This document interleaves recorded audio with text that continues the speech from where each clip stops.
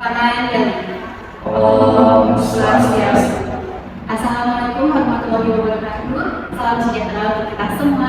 Shalom nama budaya dan salam harmoni. Baik, kami dari kelompok 2 dari kelas W izin memperkenalkan diri. Perkenalkan, nama saya Luk Putu Chandra Adriani, absen 25 dengan NIM 2211031582 dan rekan saya. Perkenalkan, nama saya Adi Gusti Bagus Agung Alimuna, absen 3 dengan nomor NIM 2210031582 dan rekan saya. Perkenalkan, nama saya Fani Maman Sintiadewi dengan absen 14 dengan NIM 2211031544 dan rekan saya. Perkenalkan, nama saya Bima Sadi Putra dengan NIM 2211031588 dengan nomor absen 20. Baik, kami dari mahasiswa program studi pendidikan guru sekolah dasar Fakultas Ilmu Pendidikan Universitas Pendidikan Ganesha FIP Kampus Denpasar. Tujuan dari pembuatan video kali ini yaitu untuk memenuhi tugas akhir mata kuliah konsep dasar PPKN yang diampu oleh Bapak DRS Made Putra MPD dan Ibu Dewi Anselina MPD. Di sini kami akan membawakan materi mengenai Pancasila. Selamat menyaksikan.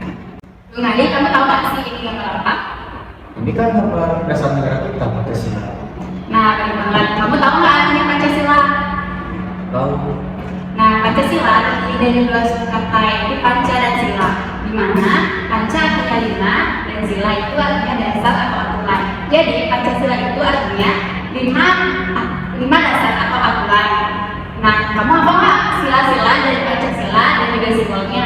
Kalau itu aku tahu. Yang pertama itu simbolnya bintang, yaitu ketuhanan yang Maha Esa. Terus sila yang kedua dengan simbol rantai, kemanusiaan yang adil dan beragam.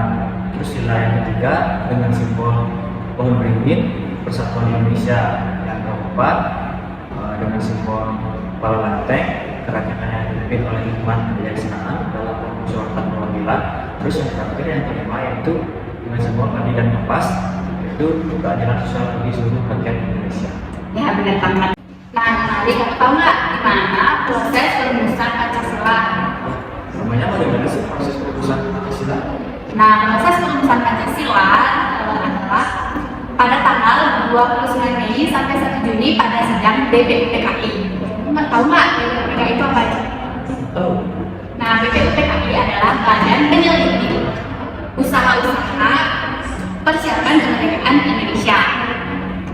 Nah, dalam perumusan Pancasila terdapat 3 tokoh yang memberikan gagasannya dalam perumusan Pancasila. Kamu tahu nggak siapa aja? Nggak tahu, karena aku nggak tahu itu apa. Nah, tokoh-tokoh tersebut adalah yang pertama Muhammad Yamin. Muhammad Yamin memberikan gagasan mengenai rumusan Pancasila pada tanggal 29 Mei 1945. Yang pertama, ketuhanan yang Maha Esa. Yang kedua, kebangsaan persatuan Indonesia. Yang ketiga, rasa kemanusiaan yang adil dan beradab. Yang keempat, kerakyatan yang dipimpin oleh hikmat kebijaksanaan, permusyawaratan dan perwakilan. Yang kelima adalah keadilan sosial bagi seluruh rakyat Indonesia. Nah, yang kedua itu ada Profesor Dr. Sukomo. Nah, Sukomo memberikan gagasannya pada tanggal 31 Mei 1945 dengan gagasan persatuan, kekeluargaan, keseimbangan lahir batin, musyawarah dan keadilan rakyat. Yang terakhir ada Insinyur Soekarno. Insinyur Soekarno memberikan gagasannya pada tanggal 1 Juni 1945 dengan gagasan yang pertama, kebangsaan Indonesia atau nasionalisme. Yang kedua ada internasionalisme atau perikemanusiaan. Yang ketiga ada mufakat atau demokrasi. Yang keempat kesejahteraan sosial. Dan yang kelima adalah ketuhanan yang Maha Esa. Nah, oleh karena itu pada tanggal 1 Juni 1945 ditetapkan sebagai hari lahirnya Pancasila.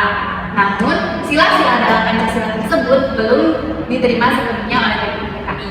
Maka karena itu dibentuklah panitia kecil yang disebut dengan Panitia 9 yang diketuai oleh Insinyur Soekarno dengan wakilnya Muhammad Hatta.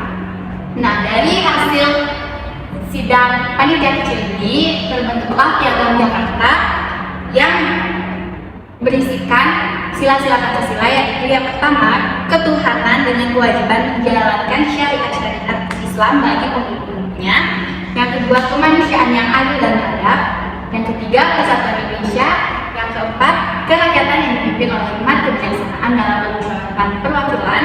Dan yang kelima adalah keadilan sosial bagi seluruh rakyat Indonesia. Nah, karena sila pertama ini sangat melenceng, karena rakyat Indonesia warganya tidak semua menganut agama Islam. Oleh karena itu digantilah sila pertama menjadi ketuhanan yang Maha Esa. Nah, jadi begitu proses perumusan Pancasila. Jadi gitu ya, cukup panjang ini proses perumusan Pancasila itu. Nah, benar. Proses perumusan Pancasila itu sangatlah panjang. Nah, setelah kita membahas proses perumusan Pancasila, sekarang kita akan membahas bagaimana sih kedudukan Pancasila sebagai dasar negara dan ideologi negara. Pancasila merupakan dasar negara dan juga ideologi negara Indonesia. Nah, sebagai dasar negara, Pancasila dijadikan landasan dalam pembentukan kebijakan pemerintah dan juga menjadi pedoman bagi seluruh warga negara dalam kehidupan bermasyarakat, bersosial, dan bernegara. Itulah kedudukan Pancasila sebagai dasar dan ideologi negara. Untuk selanjutnya kita akan membahas apa? Simak video selanjutnya. Setelah kita membahas proses perumusan Pancasila dan kedudukan Pancasila, sekarang kita akan membahas Pancasila sebagai ideologi terbuka. Pancasila sebagai ideologi terbuka adalah pandangan hidup bangsa Indonesia yang mengandung nilai dasar dan nilai instrumental yang dapat berinteraksi dengan perkembangan zaman dan dinamika secara internal. Pancasila sebagai ideologi terbuka memiliki peran penting dalam konteks sosial, politik, dan budaya di Indonesia. Adapun yang pertama yaitu menjaga keberagaman dan kesatuan. Yang kedua yaitu fleksibilitas dan adaptabilitas. Dan yang ketiga sebagai landasan kebijakan publik. Yang keempat, pedoman dan pengambilan keputusan. Yang kelima, aspirasi dan motivasi. Dan yang terakhir, pendidikan dan pembelajaran. Berikut adalah penjelasan mengenai nilai-nilai dalam Pancasila. Yang pertama, ketuhanan yang Maha Esa. Nilai ini mengandung pengakuan akan keberadaan Tuhan yang Maha Esa. Pancasila mengakui keberagaman agama di Indonesia dan menghormati setiap individu dalam menjalankan keyakinan agamanya masing-masing. Yang kedua, kemanusiaan yang adil dan beradab. Nilai ini menekankan pentingnya menghargai dan menghormati martabat setiap individu sebagai makhluk sosial. Setiap warga negara memiliki hak asasi yang sama dan tidak boleh diskriminasi. Selanjutnya yang ketiga, persatuan Indonesia. Nilai ini menekankan pentingnya persatuan dan kesatuan bangsa Indonesia. Pancasila mendorong warga negara untuk menyatukan perbedaan dan menghindari perpecahan yang dapat mengancam keberlangsungan negara. Yang keempat, kerakyatan yang dipimpin oleh hikmat kebijaksanaan dalam permusyawaratan perwakilan. Nilai ini menekankan pentingnya demokrasi dalam sistem pemerintahan Indonesia. Pancasila mengakui bahwa kekuasaan berada di tangan rakyat dan dijalankan melalui mekanisme musyawarah dan perwakilan. Yang terakhir yaitu keadilan sosial bagi seluruh rakyat Indonesia. Nilai ini menekankan pentingnya pembagian sumber daya dan kesempatan secara adil bagi seluruh warga negara Indonesia. Pancasila mendorong terciptanya keadilan sosial yang merata, mengurangi kesenjangan sosial, dan meningkatkan kesejahteraan masyarakat. Baik, selanjutnya saya akan menjelaskan contoh penerapan nilai-nilai Pancasila dalam kehidupan sehari-hari. Pancasila diawali dengan sila pertamanya yang berbunyi ketuhanan yang Maha Esa. Contohnya yaitu seperti bersungguh-sungguh dalam menjalankan ajaran agama. Kemudian contoh penerapan sila kedua Pancasila. Sila kedua Pancasila yakni kemanusiaan yang adil dan beradab. Adapun contoh penerapan sila kedua Pancasila adalah menjaga kesopanan dan saling menghargai. Kemudian contoh penerapan sila ketiga Pancasila yaitu yang berbunyi sila persatuan Indonesia, mengandung makna bahwa seluruh masyarakat Indonesia wajib menjaga persatuan NKRI. Contoh penerapan sila keempat Pancasila, makna di balik sila kerakyatan yang dipimpin oleh hikmat kebijaksanaan dalam permusyawaratan perwakilan adalah contoh penerapan sila keempat Pancasila dalam kehidupan. Contohnya yaitu tidak memaksakan kehendak kepada orang lain, menghormati dan menghargai pendapat orang lain.